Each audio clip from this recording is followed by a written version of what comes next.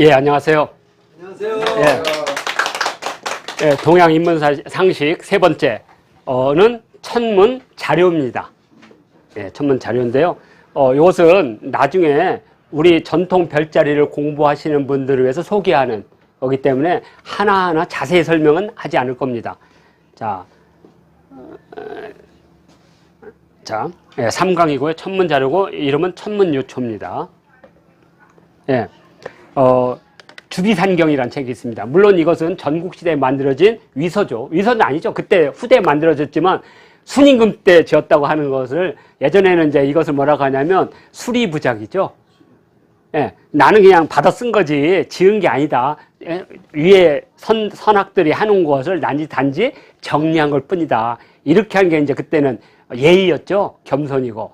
그래서 하여튼 주비산경이라고 하는데, 예, 주비라는 게 이 열척의 막대로 이렇게 이 하늘과 땅의 길이라든지 이걸 측정하는 도구입니다.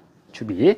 그리고 계산해서 산, 경 이렇게 돼 있는데 하여튼 송나라 때 판본이 있습니다. 여기에 이제 이른바 원주율, 예? 그다음에 피타고라스 정리, 혼천설들이 다 소개되어 있습니다. 그래서 이것이 후대에 만들어졌다는 거예요. 왜냐하면 서기 5세기 이전까지는 혼천우주관이 탄생하지 않거든요. 예. 그러니까 그전에는 다 개천우주관을 기반으로 하고 있습니다. 예. 육박이 대표적으로 개천우주관이라 했잖아요. 그래서 여화가 컴퍼스, 귤을 들고 있고 복희가 꺽쇠인 굴을 들고 있다. 여자가 앞서 있잖아요. 그러니까 모계 사이에 그런 유습들이 거기에 담겨 있는 거죠. 예. 그러니까 어떻게 보면 방격, 규교, 사신경은 상당히 오래된 그런 고대 동아시아의 문화 영웅을 잘 표현한 것이라고 하죠. 왜냐하면 고대에 하늘을 측정하고 뭐 수레를 만들고 다 문화 영웅이라고 합니다. 신화 가운데는 뭐 창조 신화도 있고 시조 신화도 있지만 중요한 것은 대부분 문화 영웅들이 주로 개국 신화나 시조 신화로 나타나요. 그래서 뭐 중국의 황제가 이렇게 수레를 만들었다는 등 그리고 아까 빠뜨렸구나. 하늘의 변화 중에 번개를 중시한 게 황제예요. 황제는 어머니 뱃속에 번개가 샥 와서 태어났다고 하죠. 근데 번개로 태어나신 분이 있어요. 주몽입니다. 주몽도 일광이 뱃속에 들어왔다고 하거든요. 근데 낳은 건 알로 낳았죠. 황제는 사람으로 태어났고 우리 주몽은 알로 태어났고 그러니까 주몽 신화는 그런 다양성이 또 존재하는 거죠. 자, 그래서 이런 문화 영웅들. 그래서 이 주비산경도 결국에는 요임금과 순임금 때 시간과 공간과 제도, 율령이 만들었다고 보고 그러한 것을 증명하기 위한 하나의 책으로서 만들어진 게 주비산경이다. 이렇게 설명을 하겠습니다. 자, 그 다음에 요 보천가는 무지 중요한 책입니다. 보천가는 내가 하늘을 걸어가면서 별자리를 읊는 노래입니다. 7개 7원으로 된 노래고요. 이 노래는 반드시 외워야 됩니다. 그래서 우리가 흔히 말하는 관상감에 취재를 할 때 들어갈 때 요거나 아까 말한 여기 말한 천문요초 요걸 외워야 돼요. 그러니까 갑자기 그 취재 담당관이 몇 쪽을 딱 피고 몇 장 몇 절에 그거 읽어봐. 그러면 줄줄줄 나와야 되죠. 이렇게. 그래서 보천가는 각흥적은 심리기.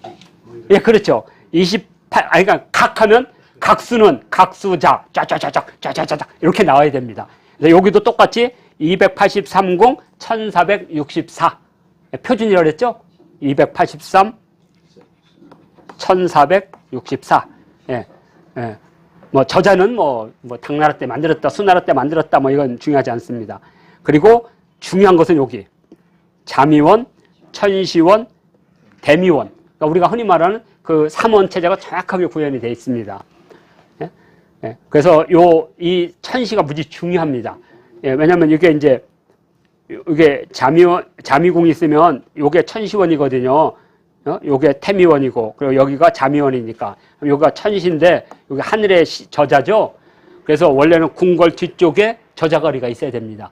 당연히 저자거리가 있으면 안 되죠. 하늘로 가는 길이니까. 그래서 여기는 뭐냐면 개시예요. 10개자. 개시. 열었다가 없어지는 거, 열었다 없어지는 거. 그래서 아침에 조시가 있고 오시가 있고 석시가 있습니다.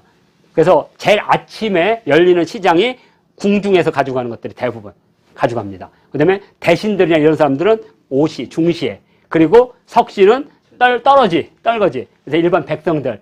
그런데 이제 태종 이방원 때 나는 이렇게 하면서 거기다가 공신단을 만들잖아요. 그러면서 계시를 없앴어요. 그러면서 반대급부로 어디로? 지금의 유기전으로. 그러면서 개성 시전 상인들을 오는데 안 오잖아요. 그러니까 그냥 협박하죠. 다음부터 시장 개설권 안 주겠다. 이렇게 해놓고 여기다가 임시 시장을 만들어주고 개성의 상인들에게 몇 대에 걸쳐서 감세해주고 면세해주고, 그래서 드디어 유기전이 탄생하게 됩니다. 그래서 이 북방이 이게 북방에서 이렇게 하늘에 물이 내려오잖아요. 이걸 우리가 그래서 개천이라고 부르는데, 이렇게 개천. 그러니까 그게 개천이 바로 뭐냐면 천시원에서 흐르는 물이기 때문에 이것이 시장, 물산을 상징하는 되겠네요. 물산. 그래서 유기죠. 그래서 유기전 이름이 유기전이 되는 겁니다. 근데 다행히 우리 쪽은 청계천이 흐르잖아요. 물까지. 딱 맞아 떨어진 겁니다. 근데 이제 조선 후기 숙종 때 되면, 주역이 더 강해집니다. 성리학이 발전되면서. 그래서 육을 뭘로 바꾸냐. 육주비전이 팔주비전으로 바뀝니다. 그래서 어떤 분들은, 시장이 6개래. 물품이. 32개에서 36개 정도 됩니다. 물품이. 근데 그 중에 대표적인 물품을 상징해서 유기전, 팔주전이라고 부르는 겁니다. 그러니까 그 상징 숫자도 시기에 따라서 조금 달라진다. 이렇게 보시면 되겠고요. 자, 하여튼 자미원, 태미원, 천시원 있었고, 예전에 사극 중에 자미원국이라는 게 있었습니다. 이성계의 등극을 기반으로 해서 만들어진 사극입니다. 하여튼 정확하게 자미원국인가 그럴 겁니다. 아무튼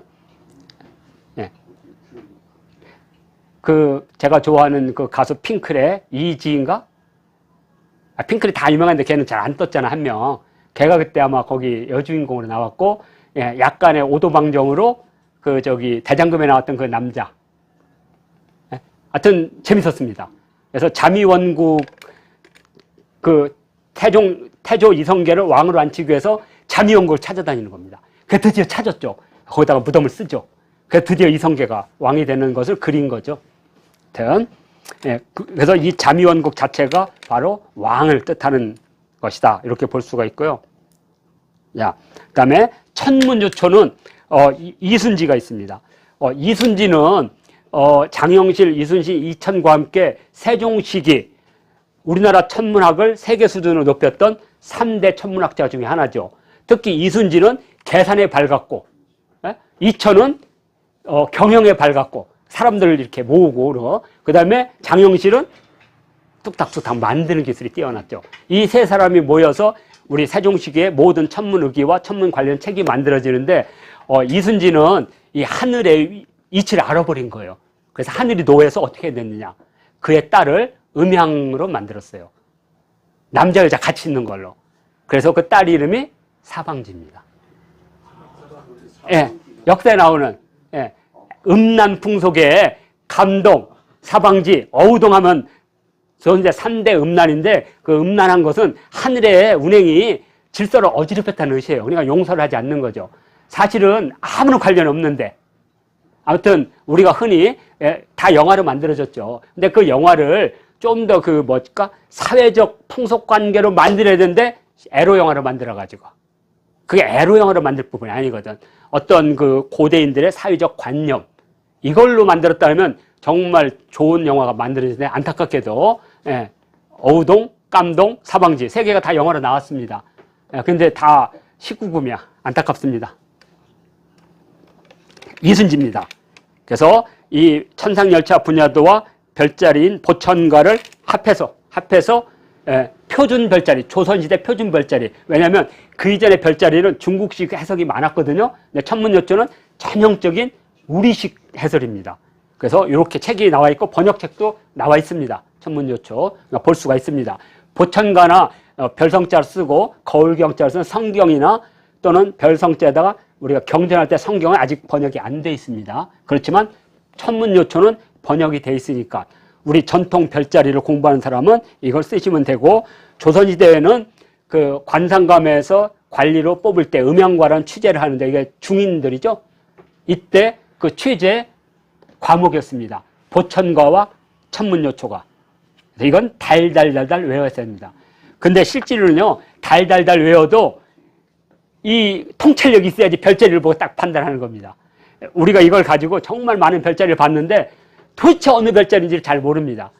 그러니까 28선 이런 것들을 정확하게 보는데 나머지 별들은 워낙 천공에 수천 수만 개가 있으니까 이게 그 별인지 잘 모릅니다. 그때는 사실은 망원경을 가지고 이 각도기를 가지고 각도를 해야 돼요. 근데 우리가 그때 혼천의가 없잖아요.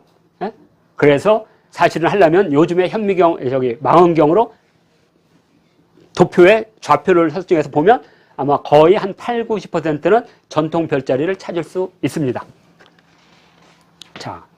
자, 그리고 이제 칠정사는 해, 달, 그 다음에 목화, 토, 금수 5개 별, 그래서 총 7개 별자리의 운행 도수를 계산한 겁니다. 그래서 조선시대는 이것을 정확하게 계산해서 일식, 월식 등을 다 예보해야 되거든요. 그래야지 정통성이 생기고, 특히 태종과 세종 때는 워낙 가뭄도 많았고 기상현상이, 이상이 너무 많았어요. 근데 그게 사실은 세계적인 현상이었거든요. 그런데 그때는 부덕하다고 본 거죠. 왜냐면 아버지가 쿠데타 일으켜가지고 할아버지가 쿠데타 일으켜서 조선을 개국했고, 아버지는 반정 일으켜서 그냥 형제하고 뭐고 싹 죽여버렸고, 외삼촌도 다 죽여버리고, 그래서 하늘이 노해서 가뭄이 왔다. 그래서 세종대왕은 늘 하늘의 운행이 바르기를 원했죠. 그래서 반드시 정자를 썼습니다. 막 정은 막 칠정산. 칠정산도 정자예요. 정치정자를 쓰지만 다. 그래서 이게 딱 완성되는 날 눈물을 흘렸다 그래요. 그리고 당신은 자기 왕조실록에 이 세계 천지인이 정확하게 운행이 맞아떨어지는 것이 자기의 정통성이고 덕성이라고 본 거예요. 아버지와 할아버지에 대한 하늘을 노여서 역천을 했잖아요. 그것을 바르게 정천한 거에 대한 자기의 열매, 자기의 노력, 실천이라고 본 거예요. 그래서 조선왕조실록에 바로 3개가 들어가게 됩니다. 이 부분은 뒷부분에 있습니다. 그래서 7개의 별자리를 계산해서 사실은 세종대왕 때 일식을 예보했는데 안 왔잖아요. 틀렸잖아요. 그래서 다시 계산해서 그때 이제 장영실이 가서, 그게 뭐냐면 드라마 천문이고요. 드라마 천문이 아니고 영화 천문이고 드라마 장영실이었습니다. 그때 아마 최수종은 안 나오는 데가 없네. 이순신은 나오고, 뭐 강감찬으로 나오고, 그래서 드디어 저것도 세종대왕도 나오고, 장영실도 나오고, 하여튼 드라마 그 드라마 촬영의 상당 부분이 북경에 있는 고 관천대에서 찍었어요. 저는 그 관천대를 봤는데 명나라 때부터 청나라에 이어지는 건데 놀랍더라고요. 근데 우리는 이걸 다 없애버렸지. 그리고 우리는 설치할 수 없었어요. 왜냐하면 중국에서 사진이 오면 막 부랴부랴 감추는데 정신이 없어서. 예. 대단해요. 일식이 일어나는 걸 봤다가 2분밖에 안 틀렸더라고요. 예, 거의 뭐 지금에 봐도 해와 달의 관측 연도가 15초, 20초밖에 안 틀려요. 도대체 이게, 하여튼 옛날 사람들은 다 신통력이 있었던 것 같아요. 하여튼, 칠정사는 조선왕조실록 세종편에 합편돼서 오늘에 전해지고 있습니다. 무슨 뜻이냐면, 따로 책은 있는데, 이것을 실록에다 놓는 것을 아무도 못 보는 거예요. 세종대왕은 이 3개가 자기 실록에 남기를 원했던 겁니다. 그리고 신하들이 그 실록에다가 이걸 합편한 겁니다. 따로 있습니다. 따로. 칠정사도 따로 있고, 다, 지리지도 따 있고, 그렇지만, 하여튼, 칠정사는 천문 자료 중에, 조선시대에서 운행 도수를 정확하게 계산했던 세계적인 겁니다. 왜냐? 이때 이 운행 도수를 맞출 수 있던 것은 딱 3나라뿐이 없었습니다. 아랍, 그 다음에 중국, 그 다음에 우리나라. 대단한 거죠.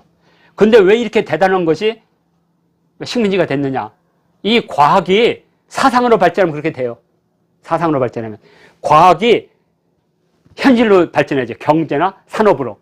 그러면 해양으로 가고, 있잖아요. 남북도 가고, 북극도 가고, 이런 건데, 이게 사상으로 가면 머릿속에 맹맹 도는 거죠. 저는 이것이 조선 초기 최고의 과학기술이 쓸모없는 과학기술로 낙후되는 결정적인 계기라고 봅니다. 자, 그리고 이제 유적 가운데는 이제 화성, 운주사. 이것은 제가 뭐 이 유적이 위대해서가 아니라, 왜 여기에 7개의 탑과 그 앞에 7개의 천문을 놨느냐. 그것은, 이게 이제 도교적인 영향이 큰데, 도교에서는 이걸 뭐라고 하냐면, 명신이라고 부릅니다. 명신. 또는 천군이라고 부릅니다. 세상을 구할 사람. 세상을 구할 사람. 예. 자, 그런데 이 세상을 구할 사람들은 항상 어디서 오냐면 동쪽에서 옵니다. 동쪽에서. 동군이라고도 부릅니다. 동군. 그래서, 자기 동네란 말이 있습니다. 새로운 세상이 펼치는 것은 자미원의 기운이 동쪽에서 온다. 근데 당연해요. 왜냐면 해가 동쪽에서 뜨죠. 마찬가지로 북쪽에 있는 하늘이 당연히 빛이 오려면 동쪽으로 오게 돼 있어요. 예. 그래서 자기 동네라고 불렀는데, 아무튼 이 운주사의 이런 칠성탑과 이 칠성, 북두 칠성은 아마 어지러운 조선 후기에 이 세상을 구할 새로운 미륵, 명왕이라고 불렀습니다.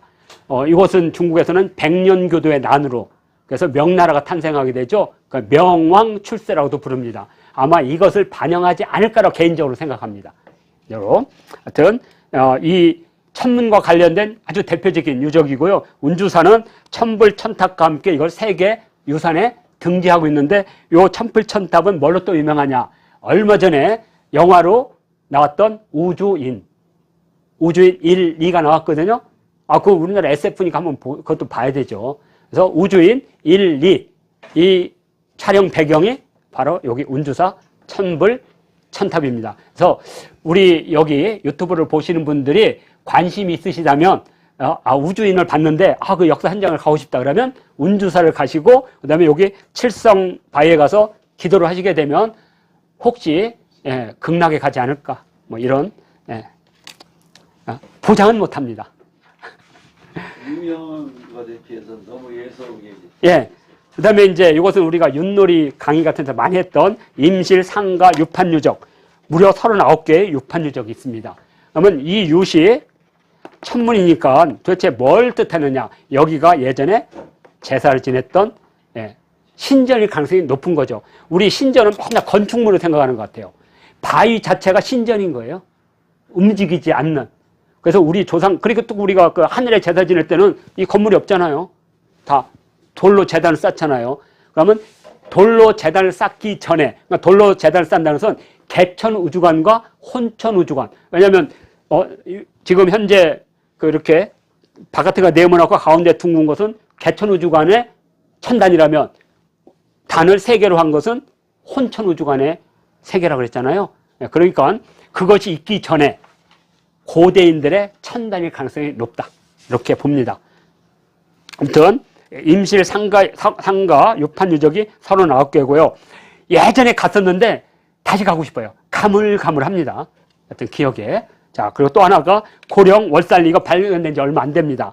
여기에도 21개. 그러면 이런 생각이 들죠. 그러면 왜 예전에 몰랐느냐? 거기에 흙이 덮여 있고 이끼가 끼니까 그게 구멍이라 생각하지 않았는데, 나중에 이끼를 띄고 구멍에 있는 흙을 다 파니까 이런 형태의 유판이 나온 거죠. 무려 21개 유적입니다. 그래서 현재 이 유판 유적을 하나로 모아서 세계 문화유산으로 등재를 하겠다는 움직임이 있는데, 저는 아주 바람직하다고 봅니다. 왜냐하면 서양인들은 눈에 보이지 않는 하늘을 섬겼듯이 우리도 바위에 그런 상징을 놓고 보이지 않는 하늘을 향해서 기원했잖아요. 그래서 이것도 상당히 의미가 있고, 아까 우리 윤여덕 선생님께서 자부심을 좀 가지라. 왜 우리는 자부심을 갖지 않는가? 그래서 제가 볼 때는 고래 그림이 있는 반구대 암각화라든지 이런 것들은 정말 자랑해도 괜찮은 유적이라고 봅니다. 자, 그리고 이것이 이제 마지막인데, 청원 아드기 마을 별자리 고인돌이고요. 한국과학사학회지 23년 전에 발표된 겁니다. 아까 말했던 박창범 선생과 그 충북대학교 이용조 선생님이 발견했는데, 저는 어린 시절에 제 고향입니다. 저는 이 고인돌 위에서 정말 많이 놀았습니다. 왜냐하면 밑에 그게 금강인데, 거기서 고인돌까지 누가 먼저 올라가느냐 맨날 시합을 했어요. 배에서 내리면, 나룻배에서 내리면, 그래서 거기 올라가서 만세 부르는 사람이 그날 짱인 거야. 그럼 걔 말 다 드려야 돼. 시키는 대로. 이렇게. 그런데 그 밑에, 바위판이 아니고요. 그 고인돌 밑에, 땅 밑에 돌판에서 나온 겁니다. 돌판, 요거, 돌판. 돌판에서 나온 거고, 그래서 저가 이제 저희 부모님이나 우리 조상들의 묘덤이 다 거기 있으니까, 거기 이제 좀 가면, 여기, 요렇게 생긴 겁니다. 그러니까 요 고인돌 밑에 요 돌판이 있는 겁니다. 돌판에 있는데, 별자리가 65개가 그려져 있고요. 요 별자리는 대략 서기전 500년 전, 그린 겁니다. 그러니까 이 지역에 어떤 권력이 있었고, 그 권력이 그걸 그렸겠죠. 자, 그리고 현재 이 돌판은 충북대 박물관에 있기 때문에, 특별하지 않으면 보여주지 않습니다. 수장고에 있기 때문에. 자, 여기 보면 전망 좋은 곳이 있죠. 이거 되게 웃긴 게, 사실은 이게 웃긴 거지만 여기가 저희 부모님 무덤이 있습니다. 저희 묘소가. 여기 끝이에요, 끝. 근데, 여기 가면 여기 지금 현재 여기가 바로 여기입니다. 이렇게. 지금 여기 보이는 요것이 여기예요. 여기서부터 이렇게 가면 이제 끝이 나오겠죠? 지금 제가 맨날 성묘 갈 때 이렇게 갑니다. 지금 여기 있었어요. 여기 있다가 이게 워낙 귀중한 거니까. 그래서 다시 요 무덤은 그 대청댐 위에 있는 문화단지로 갔고, 돌판은 충북대 박물관으로 가 있습니다. 그러면 왜 여기 아득이 마을이냐? 청원에서 문의에서 가면 정말 아득하게 있는 마을이거든요. 그래서 여기 가면 미호분교가 있습니다. 제가 거기 다녔거든요. 지금은 없어졌습니다. 그래서 제가 본가에 살 때는 미호분교 다니다가 외가에 가면 가수원초등학교, 졸업은 가수원초등학교에서 했습니다. 하여튼 제 고향입니다. 하여튼 이 아등이 마을 별자리 고인돌을 통해서 별자리가 우리 민족에게 차지하는 위치와 중요성을 우리가 알 수 있기 때문에 제가 간단하게 소개를 했고요. 이것은 한국의 고인돌이라는 그 다큐하고 또 하나는 역사 스페셜에서 정확하게 소개를 했습니다. 그래서 확인할 수 있고요. 자, 이렇게 해서 제3강 천문 자료를 마치도록 하겠습니다.